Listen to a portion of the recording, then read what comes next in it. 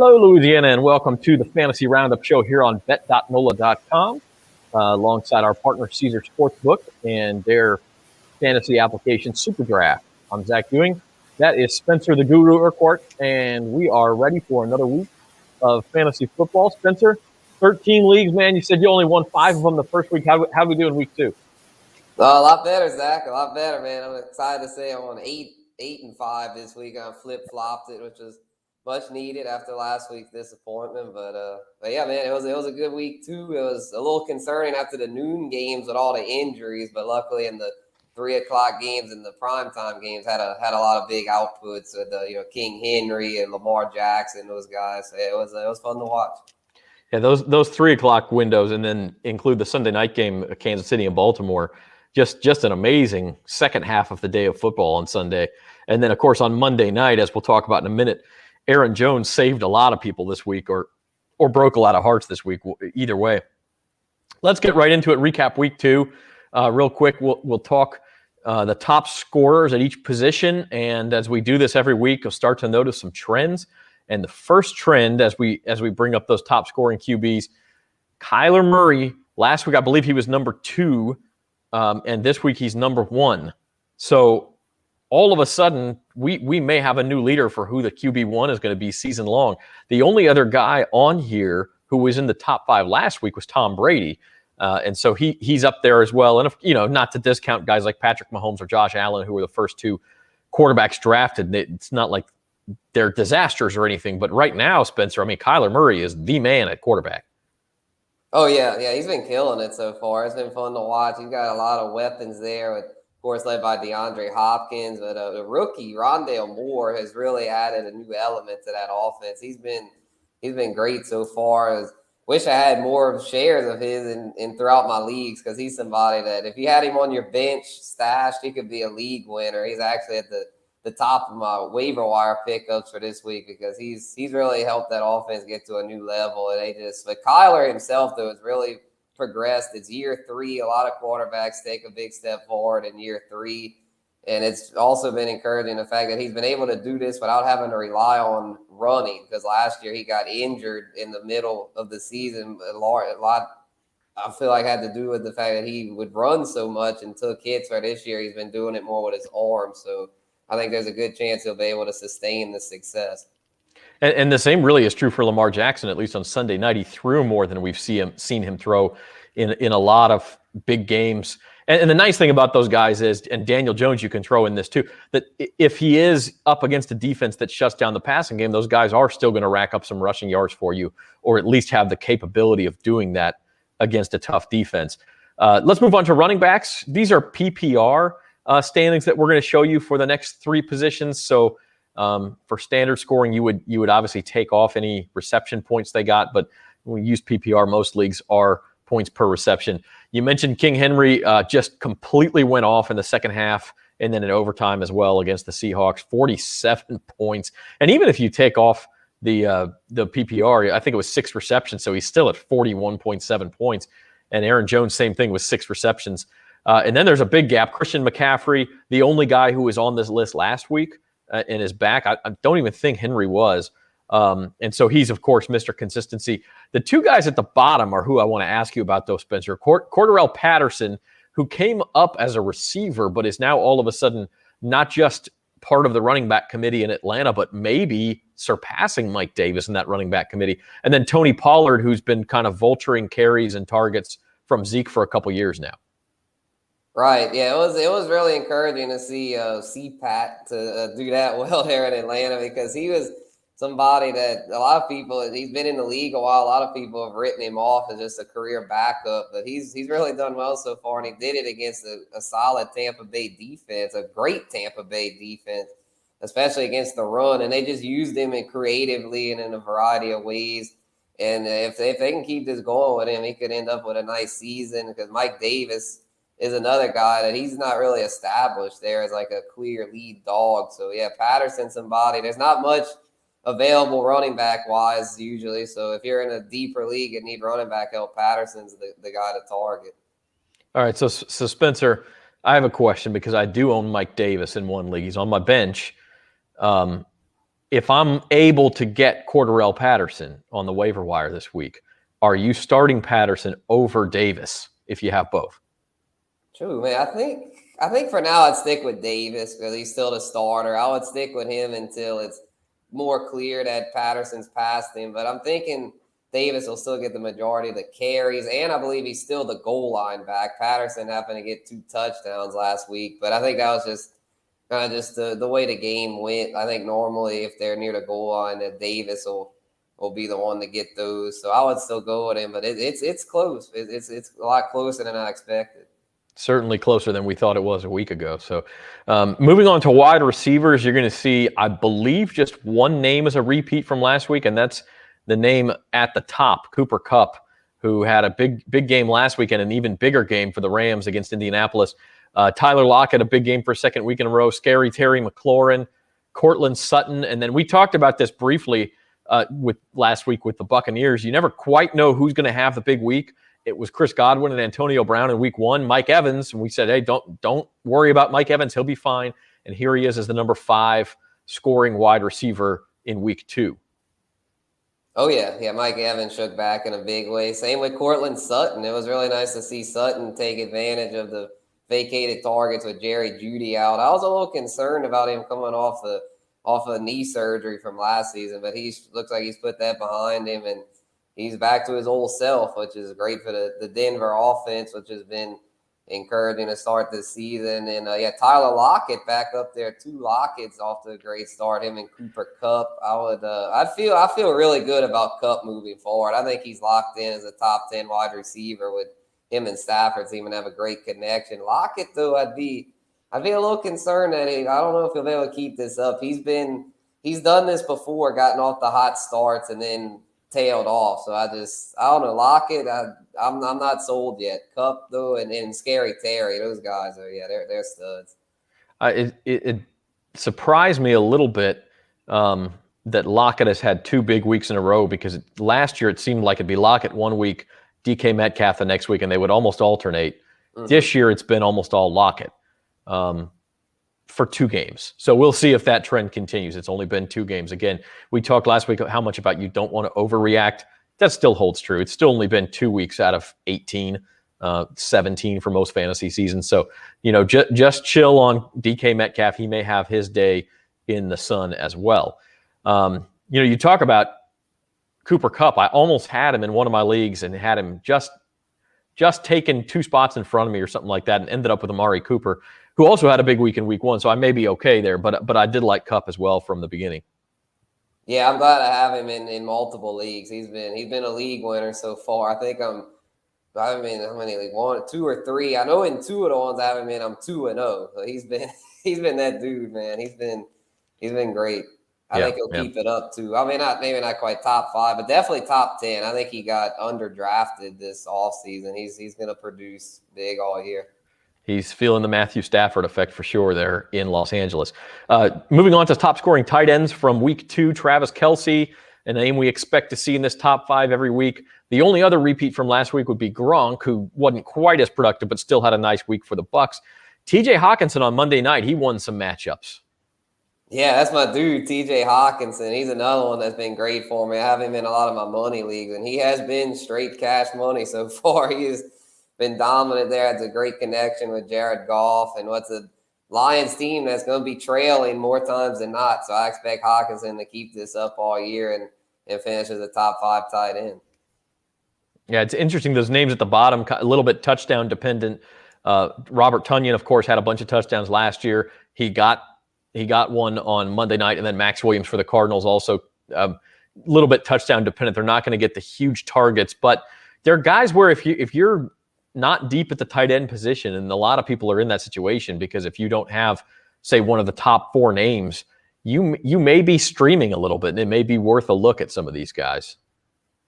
Right, yeah, because the tight end position is not very deep. So, Tunyan's picked up in most leagues, but, he's somebody that Aaron Rodgers loves targeting in the red zone. So, I would say, if you can get him, go ahead, because he's somebody that he's not a target hog, but he'll get those touchdowns. Where Williams, though, I'm a little skeptical there. I feel like the Cardinals, they're doing great right now, but I don't think they'll be able to quite sustain this level of production as far as getting all these weapons involved. Like I think, Hopkins, Rondale Moore, even Christian Kirk, like all of them, I feel like are pretty steady. But yeah, Williams, I think he's going to be very hit or miss this year. It's encouraging to see him get the tight end involved though, because that's something last year. That was kind of like their weakness. They would hardly ever get the tight end involved in the passing game. So it's good to see Max with 2 X's do pretty well this week, but I wouldn't expect it to be a regular occurrence. Yeah, I'm with you there. I think that might be a flash in the pan. Again, if you're desperate, maybe you pick him up if he's got a good matchup, see what happens. But he's more of a lottery ticket week to week. So having said all that, those are our top scores. We picked fantasy MVPs for week 2. And Spencer, I'll let you go first. You took the MVP. I think the guy who, if you had him, you probably won just about every match. Oh yeah, King Henry, baby. Yeah, he went off this week. It was incredible to see it. I had him in a couple leagues. I actually fell short in one of the leagues I had him in because I had freaking Clyde Edwards-Helaire let me down. That's a whole different story. The opposite of King Henry. Let's focus on his glory this week. Man, 35 carries, the best workhorse in the league, best pure runner in the NFL. I feel like it's just ground and pound, man. 182 yards, 3 touchdowns. Almost 50 fantasy points. And what was really encouraging, he even got involved in the passing game, which is something a lot of people are like, yeah, Henry's a stud on the ground, but he doesn't get involved in the passing game. He's got bricks for hands. Well, shoot, he caught 6 for 55. That's pretty solid. He showed he can do it all. He's somebody he's locked and loaded as a top. I'm going to go as far as say top. I think he finishes top 3. He normally does, but in drafts, a lot of people would have Kamara and Cook over him as well as CMC, but I mean, I still like Kamara and Cook, but it's the way King Henry is. It's hard to bet against him. I'm glad to have him in a couple leagues. He's just money in the bank. The one concerning number to me, maybe just slightly on that last graphic, was 35 carries. That's just a lot. Derrick Henry has proven he can take a heavy workload, but the reason I shied away from him in drafts, and maybe it's going to backfire on me, but at some point, these running backs all break down, and it's almost like you got a clock on him. But right now, I mean, you got to say it doesn't look like he's anywhere close to his clock expiring. He's a man-child, and seems to be doing just fine. Mm-hmm. Yeah, kind of like the way with Marshawn Lynch, like back in the day, he had his clock went a while. I mean, it expired eventually, but I think Henry still got another 2 or 3 years left in him. Yeah, and it certainly seems like you can ride him at least for this year. And so if you have him, you're in a good spot. Speaking of being in a good spot or a bad spot, my fantasy MVP, like I said, won a lot of people leagues. I talked to a friend who, I don't know, man. I need Aaron Jones to get 13 points for me on Monday Night Football. I think I'm going to go to 0-2. I said, hey, he's got a chance. Next thing I know, I'm at my kid's soccer game, look down at my phone. Hey, Aaron Jones caught a touchdown pass. You're off to a good start. My fantasy MVP for week 2 is Aaron Jones, because if you went into Monday Night Football needing something, I mean, think about this. You could have gone in needing 40 points, thinking you have no chance. Aaron Jones got you. 4 touchdowns, 67 yards on the ground, 48 yards through the air with 6 catches, 4 touchdowns, 3 of them receiving. Just an outstanding performance. And if we're talking about individuals who kind of punched above their weight class, Aaron Jones at the top of the list for me. So that's. I'm sorry, Spencer. Go ahead. I was like, yeah, definitely, because he took advantage of that plus matchup. He kind of had a rough week 1 against the Saints, and then he shook back in a big way. Had the chain on with his father's ashes, had the extra chip on his shoulder there. Just great all around performance. He loved to see it.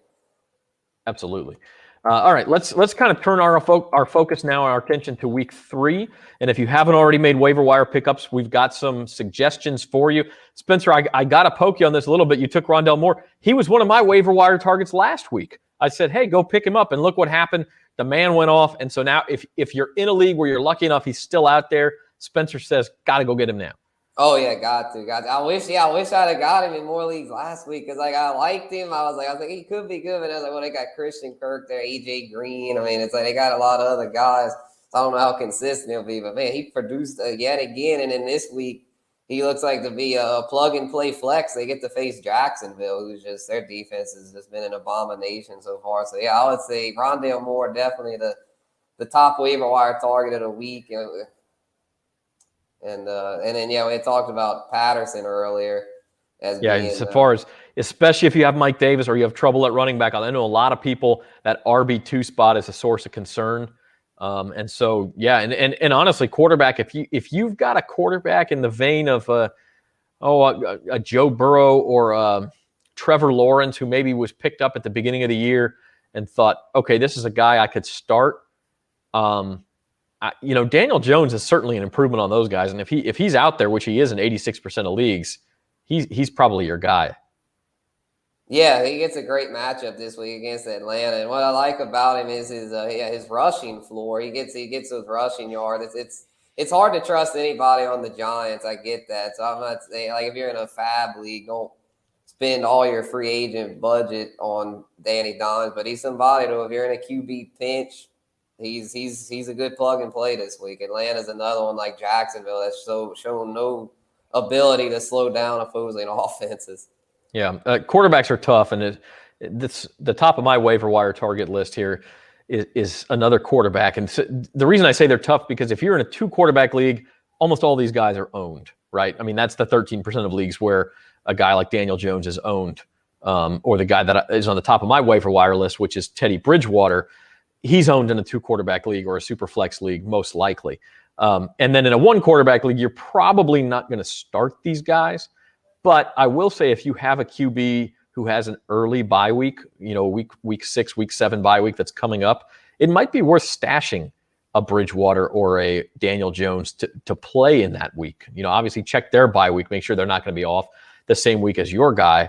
But Bridgewater's only 19% owned. He has attempted more passes 20 yards downfield than any other quarterback in the NFL. And when I read that stat earlier this week, I was absolutely floored, because we all saw him play in New Orleans, and he was effective, but he was a game manager. They didn't have him go downfield. He was throwing a lot of short passes to Alvin Kamara and to Michael Thomas. They're taking shots in Denver, and they've got good receivers there. We talked about Cortland Sutton, Jerry Jeudy when he's back healthy. I mean, they are taking shots with Teddy Bridgewater. You could have given me 30 guesses out of the 32 quarterbacks, and I think Teddy Bridgewater might have been one of my last guesses to see who had attempted more 20-yard passes that's traveling in the air 20 yards. My other suggestions are a couple of receivers. They're more like possession receivers, but in a PPR format. These are guys you can plug in at a flex or a wide receiver 3 if you have a 3-wide receiver league. Hunter Renfrow in Vegas is getting a ton of targets. And by the way, they play the Dolphins this week, who have given up a ton of targets to slot guys. And then KJ Osborn in Minnesota. I don't want to say he's this year's Justin Jefferson, but he looks like he's on pace for a breakout in Minnesota as well. And there's another team that's going to be in a lot of shootouts. So he's a guy to look for as well, who's just like Rondell Moore last week. You might get him a week ahead of when his blowout is, if you his blow up is, I should say, if you grab him this week. So if you have that extra spot on your roster, I like KJ Osborn.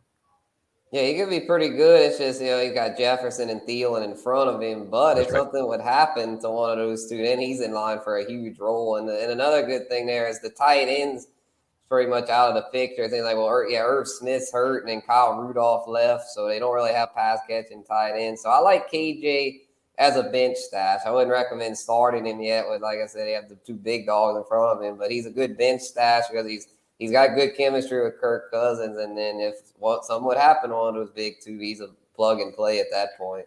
And I think, Spencer, even with those 2 guys there, and that's a good point, but I think he's gotten 15 or 16 targets. I looked it up before the show and don't have it in front of me, but I think it's like 16 targets through 2 games. So he's getting the ball. And if you're absolutely right, if one of those guys were to go down, he would all of a sudden be, like a borderline wide receiver 1, depending on the matchup. I mean, the guy is seeing volume, he's seeing snaps, he's seeing targets. Obviously, Kirk Cousins likes him. So I would go out and get him if you can, if you have that spot on your bench. Wouldn't start him over one of your top 20 guys or anything like that, but for bye weeks and looking forward, a guy with a lot of upside.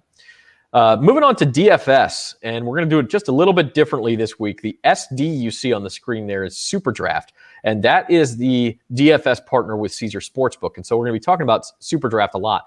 Instead of your traditional DraftKings or FanDuel, and we have the DraftKings value listed for you there as well. Instead of using a budget, you can pick any player that you want in Super Draft. You can have a team with Alvin Kamara, Derrick Henry, Patrick Mahomes, Travis Kelce, Devontae Adams. I mean, you could pick literally the number one guy at every position. But what they do is those top guys are only going to get a multiplier of 1, meaning if they score 20 points, you get 20 points. Everybody else has a multiplier on them. And you'll see, Spencer here, Justin Fields is a 1.7 multiplier. The Bears just announced this morning he is starting today, or starting this week over Andy Dalton, who's hurt. If Justin Fields scores 20 points, you're going to get, let me do some quick math, you're going to get 34 points. And so you are going to outpace anybody who picks Patrick Mahomes by 14. So that's how that works. So DraftKings, it's more about finding values here and there. And it is in Super Draft as well. So having said that, talk about your DFS values for week 3. For sure, yeah. I really like Justin Fields this week, being that he's going to get his first start, and is a great price on DFS sites right now, being that a lot of people are skeptical of him. He didn't do too well last week but he got called in unexpectedly. So I'm not concerned about that. I think he'll have a nice debut because he offers that rushing ability. We talked about that a little while ago with Daniel Jones offering that rushing floor, and Field is going to offer that. And he had a couple crucial drops last week. One of them was by Allen Robinson, and he's usually one of the most sure-handed receivers in the game. And they face Cleveland this week. It could be some points put up there. So I'm thinking Fields is somebody that, if you don't want to go with one of the top quarterbacks, if you're looking to just stack your team with running backs and receivers and go cheap for quarterback and try to get some nice value there, Fields is definitely the play of the week. I was scrolling through. I was like, man, Justin Fields is that low? I was like, wow. I was like, hey, this is like, if I set a DraftKings on him this week, he's going to be my QB. I feel like that value is just so good there at 5,200. He's down there with just the bottom feeder type quarterback. Sure, so, guys who aren't even starting, yeah. Yes, it was crazy to see him. Running back Chase Edmonds, he gets a good matchup this week against Jacksonville. He's, the Cardinals have been more of an air team, air raid so far. But I think this week they might run the ball a little more, being that they should be able to get an early lead on Jacksonville. Jacksonville been arguably the worst team in the league so far. So I'm thinking Edmonds could have a breakout performance this week and see a lot of looks on the ground and also through the air, so he can catch. So was a good value to me there at 5,700. And then Hollywood Brown, a receiver, I like at 5,600. Somebody he's off to a great start so far, and they get a cake matchup this week. They get to face Detroit. So I think the Hollywood Brown trend continues. Him and Lamar Jackson have the chemistry. He's his go-to guy. Lamar seems to be improved as a passer this year. I mean, shoot, he went toe-to-toe with Mahomes and beat him. That to me, that's all you need to do to see if he's to believe there. They look good there in Baltimore. Hollywood be a great play this week, I feel like. And then Jared Cook at tight end. I know he's a guy a lot of Saints fans are still mad at from last year at the fumble at the end there in the playoffs. But it looks pretty good there with Justin Herbert and Los Angeles. Almost slipped up there at San Diego. He's somebody that he could have easily had a touchdown last week, and they called him back. And he's getting targeted. He's the number 3 option there, and he's somebody, if you're looking for a value tight end, he could do it for you. I gotta say, as somebody who has shares of Jared Cook in one league, and I know, but I didn't have a good tight end. I picked him up. I had Irv Smith actually, and he went out for the season. He's my tight end. I have a share of Amari Cooper. I have a share of Austin Eckler. Watching that Cowboys-Chargers game was bad for my blood pressure, man. There was a flag after every big play of that entire game. I got a touchdown. Big game from Eckler. There's a flag. It's hold. I mean, come on, guys. Let him play the game.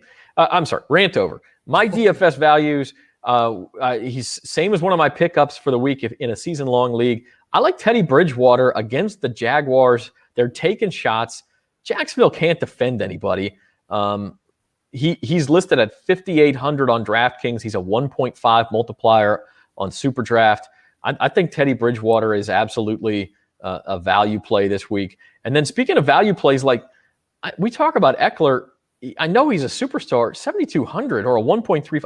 Like, that's a mid-tier level play. You're not having to pay top dollar price. And I think Austin Eckler against the Chiefs, a game the Chargers are going to have to score a lot and move the ball, throw passes to Eckler. I mean, am I wrong in thinking that that's extreme value for a guy who could be a top 5 running back this week? No, not at all. Eckler is a great building block, I feel like, and you can get him at a good price to top it Not, off. Yeah, I not going to haven't. break the bank. No, and yeah, that's incredible because for PPR, my PPR running back rankings, I haven't released them yet, but as of now, I have Eckler as my RB4. I think Eckler is going to have a huge week this week in what projects to be a shootout against Kansas City. So yeah, Eckler is a guy. I remember last week I was saying Nick Chubb be a good building block in a good matchup. Eckler, I mean, he's the if you're looking to get an RB1, Eckler's yeah, I'm with you, Zach. He looks very solid at that price.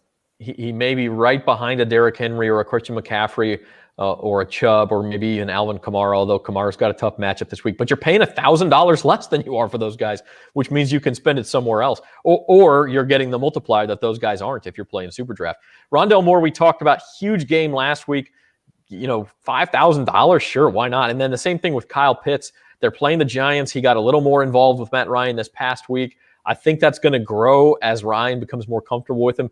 The guy is simply too talented to be priced below $5,000. So I like Kyle Pitts as one of my DFS values at tight end this week.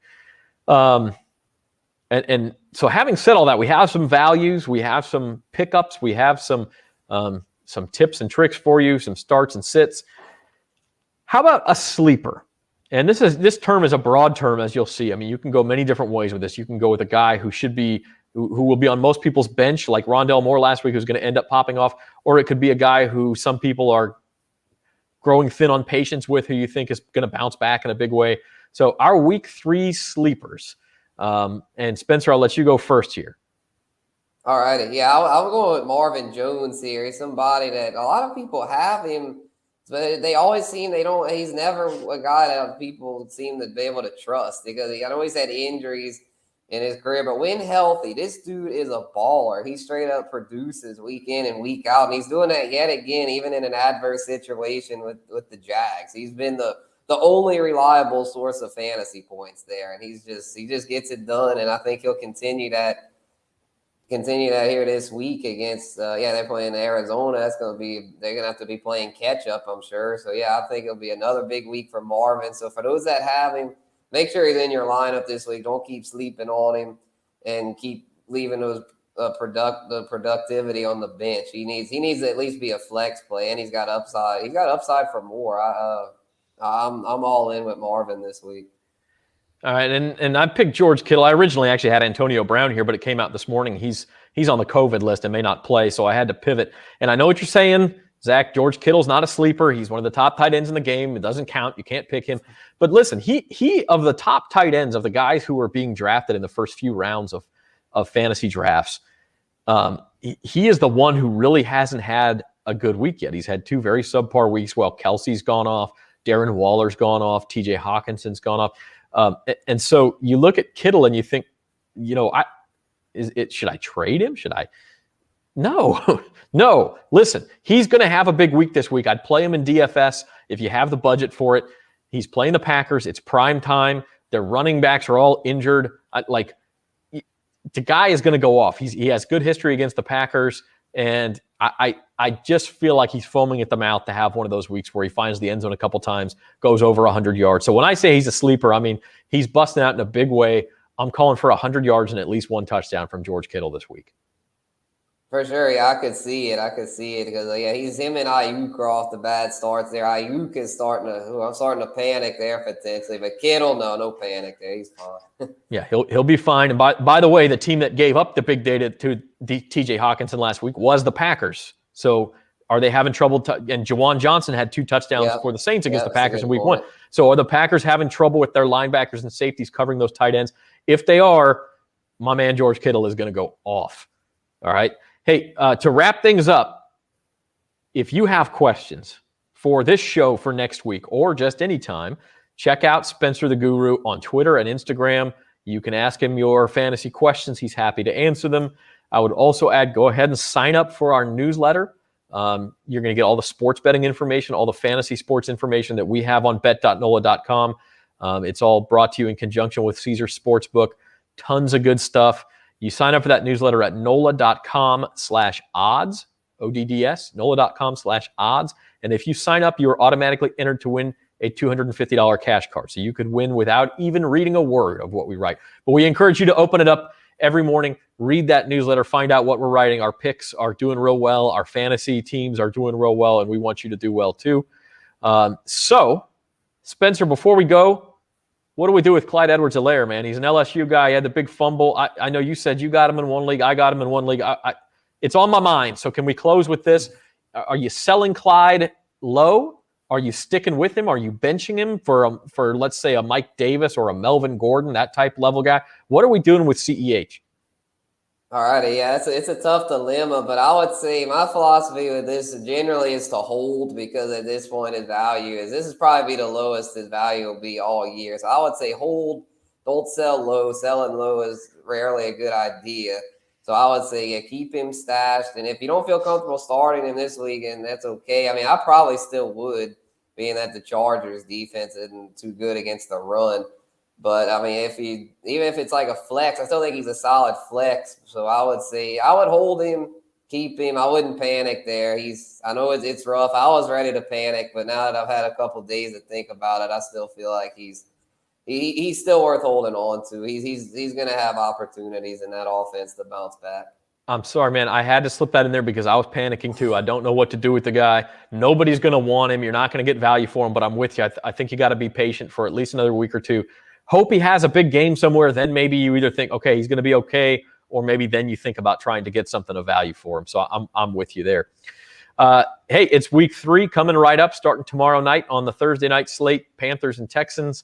And we will have At the Book for you to preview that game and the entire weekend in college football and the NFL. That's coming at you on bet.NOLA.com and all our social media feeds on Thursday afternoon. Once again, sign up for our newsletter, NOLA.com/odds. Enter to win that $250 gift card. Play Cashing In with Carville. You can win prizes there too. That's open for the week. That's NOLA.com/cashing in. For Spencer Urquhart, this has been Fantasy Roundup, and I'm Zach Ewing. Have a good day, everybody.